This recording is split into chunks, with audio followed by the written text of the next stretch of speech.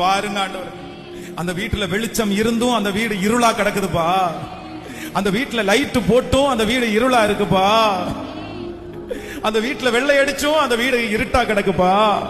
அந்த வீட்டுல சமாதானமே இல்ல. அந்த வீடு நாலா பக்கமும் பிரிஞ்சு கிடக்குதுப்பா. சந்தோஷமே இல்லப்பா. ஒன்னா உட்கார்ந்து சாப்பிடல, ஒன்னா தூங்கல, ஒன்னா வெளியே போகல. குடும்பங்கள்ல சந்தோஷம் எடுக்கப்பட்டிருக்குது.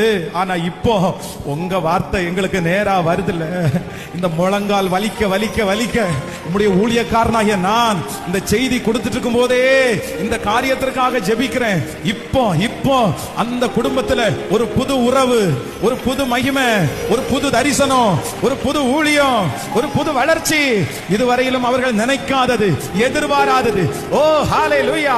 அந்த குடும்பத்துல ஒரு புதிய சந்தோஷம் இப்பொழுது உண்டாவதாக. ஆமென். அந்த குடும்பத்துல ஒரு சந்தோஷம் உண்டாகட்டும்பா. மகளை குறிச்சு ஒரு சந்தோஷம் உண்டாகட்டும்பா. மகனை குறிச்சு ஒரு சந்தோஷம் உண்டாகட்டும்பா. ரொம்ப நாளா அந்த குடும்பம் துக்கமா இருக்குது. ரொம்ப நாளா அந்த குடும்பம் கண்ணீர் வடிச்சிட்டு இருக்குது.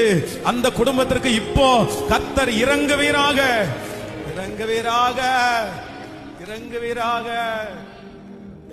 ஹalleluya.